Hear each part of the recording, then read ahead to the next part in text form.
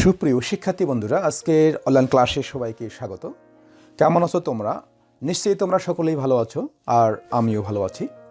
আমি কুমার রঞ্জিত সুব্রত, সহকারী শিক্ষক, মোহাম্মদপুর উচ্চ বিদ্যালয়, জগৎবের, পাটগ্রাম, লালমনিরহাট। তোমরা সকলেই জানো যে সারা দেশে কোভিড-19-এর কারণে আবারও শিক্ষা প্রতিষ্ঠানগুলো বন্ধ করে দেওয়া হয়েছে। মূলত সেই কারণে আজকে আমি তোমাদের সামনে এই অনলাইন ক্লাসে হাজির হয়েছি। তো আজকে আমি তোমাদের নবম ও দশম শ্রেণীর গণিতের 4র্থ অধ্যায় সূচক ও লগারিদম, এখান থেকে কিছু সমস্যা নিয়ে আমি আলোচনা করব। তো শিক্ষার্থী বন্ধুরা, চলো আর কথা না বাড়িয়ে আমাদের মূল পাঠে ফিরে যাই।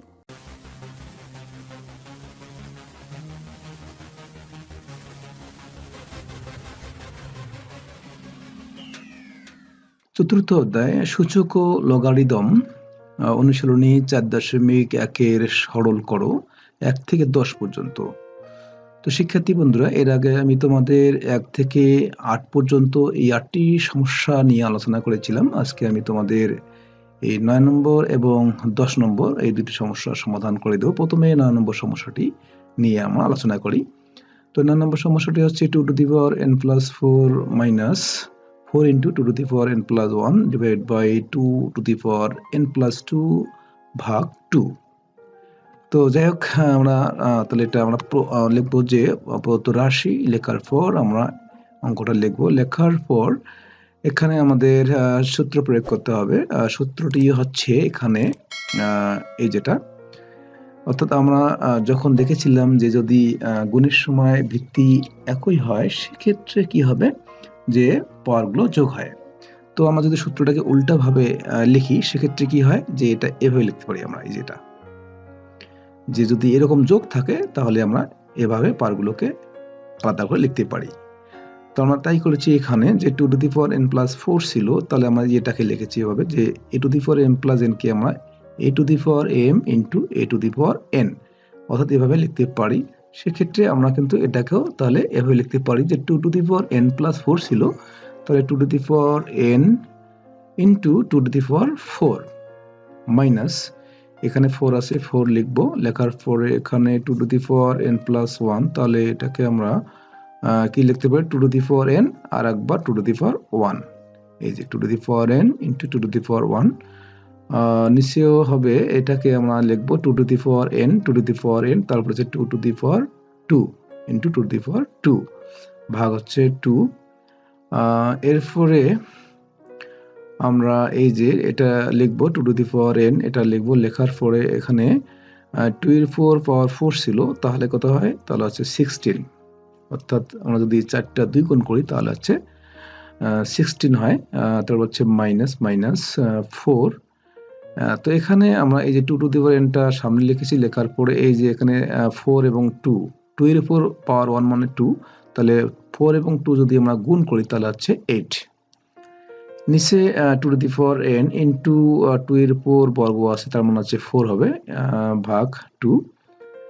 এরপরে আমরা এখান থেকে যেহেতু এখানে 2টা পদ আছে, বা 2টা পদ থেকে আমরা দেখতে পাচ্ছি যে 2 to the power n এখানেও আছে এখানেও আছে, সেখান থেকে আমরা 2 to the power n common নিই, তাহলে এখানে 16 থাকে, মাইনাস এখানে 8 থাকে। নিচে 2 to the power n লেখার পরে এখানে যেহেতু এখানে গুণ এবং ভাগ আছে, তো আমরা 2 to the power n টা লেখার পরে এখানে ভাগের কাজটা করে নেব, অর্থাৎ 4 কে যদি আমরা 2 দিয়ে ভাগ করি তাহলে হচ্ছে 2, 2 দুগুণ 4। এরপরে আমরা পরের লাইনে যাব। পরের লাইনটা হচ্ছে যে এখানে কাটাকাটি করার পরে থাকতেছে 16 minus 8 divided by 2। এরপরে আমরা উপরে এটা বিয়োগ করলে হচ্ছে 8, অর্থাৎ 16 minus 8 হচ্ছে equal to 8, নিচে 2। এখন যদি আমরা এটাকে ভাগ করি তাহলে হচ্ছে, বা কাটাকাটি করি তাহলে হচ্ছে 4। এটি হচ্ছে 9 নম্বর সমস্যার অ্যান্সার। এরপরে আমরা পরের পৃষ্ঠায় যাব। পরের পৃষ্ঠায় আমাদের যে 10 নম্বর সমস্যাটি আছে সেটি নিয়ে এখন আমরা আলোচনা করব। তো এখানে 10 নম্বর সমস্যাটি হচ্ছে 3 to the power m plus 1 divided by 3 to the power m, তার উপরে পুরোটার উপরে পাওয়ার হচ্ছে m minus 1 ভাগ 9 to the power m plus 1, তারপর হচ্ছে এখানে 3 to the power m minus 1, তার উপরে আবার পাওয়ার হচ্ছে m plus 1। তো প্রথমে আমরা এখানে যে কাজটি করব, 72 রাশি লেখার পরে আমরা এখানে অঙ্কটি লিখব। লেখার পরে এখানে আমরা পাওয়ারে গুণ করে দেব। তো এখানে এটা যেহেতু 3 to the power m plus 1, এটা ওটাই লিখবো। লেখার পরে এখানে নিচে যেহেতু এখানে পাওয়ারের পরে পাওয়ার আছে, তাহলে আমরা এখানে 3 লেখার পর এখানে পাওয়ারে গুণ করে দিব। তাহলে m আর m গুণ করলে হচ্ছে m স্কয়ার, তারপর হচ্ছে মাইনাস মাইনাস m দিয়ে 1 কে গুণ করলে হচ্ছে m, তারপর হচ্ছে ভাগ। এখানে আমরা যেহেতু 9 আছে, তাহলে এটা আমরা কি লিখবো, 3 এর উপরে বর্গ দিলে কিন্তু 9 হয়, 3 3 9, এবং পাওয়ারটা যা আছে তাই লিখবো। লেখার পরে নিচে এই যে এখানে কিন্তু পাওয়ারে গুণ, তাহলে 3 লেখার পরে 3 এর উপর যে পাওয়ার দুইটা আছে দুটো আমরা গুণ করে দিব। অর্থাৎ আমরা যদি গুণ করা অথবা এখানে আমরা সূত্র প্রয়োগ করতে পারি, সেটা হচ্ছে যে m minus 1 into m plus 1, যদি এটা আমরা গুণ করি তাহলে হচ্ছে m স্কয়ার মাইনাস 1 স্কয়ার হয়। তো 1 স্কয়ার আমরা লিখবো না, 1 লিখবো, কারণ 1 এর উপর বর্গ হচ্ছে 1ই হয়। এরপরে আমরা পরের লাইনে যাব। তো পরের লাইনে আমরা শুধুমাত্র এটার কাজ করব, বাকি সবগুলো কিন্তু আগে এই প্রথম এখানে যা ছিল তাই থাকবে। শুধুমাত্র এই লাইনে আসার পর আমরা শুধুমাত্র এইটার কাজ করব, অর্থাৎ এখানে এই যে এটা গুণ করে দেব। বাকি এখানে আমরা এখানে যা ছিল তাই লিখেছি। তো এটা গুণ করে দিই। 3 লেখার পরে 2 দিয়ে যদি m প্লাস 1 কে গুণ করি, তাহলে হচ্ছে 2 দিয়ে 2m হবে, প্লাস 2 দিয়ে 1 কে গুণ করলে হচ্ছে 2। আর এগুলা তো যেটা আছে ওটা লিখছি। এখন আমরা একবারে যে কাজটি করব সেটা হচ্ছে যে এখানে সূত্র প্রয়োগ করেছি যে যদি ভিত্তি একই হয় তাহলে ভাগের সময় পাওয়ারগুলো বিয়োগ হয়, যে এটা ভিত্তি একই। সেক্ষেত্রে কি আছে, মানে 3 লেখার পর ভিত্তিটা লেখার পরে এই পাওয়ারটা বিয়োগ হবে, উপরের পাওয়ারটা মাইনাস নিচের পাওয়ারটা, এই যে লিখেছি আমরা। তো সূত্রটি হচ্ছে যে এখানে যে ভাগের সময় কি হচ্ছে, পাওয়ারটা বিয়োগ হয়েছে। তো এখানে 3 লেখার পরে এখানে m প্লাস 1 মাইনাস এই যে এটা লিখবো এখন m স্কয়ার। তারপরে এখানে যেহেতু মাইনাস সামনে চলে এসেছে, সেক্ষেত্রে এই মাইনাস থাকার কারণে এই মাইনাসটা প্লাস হবে, প্লাস m।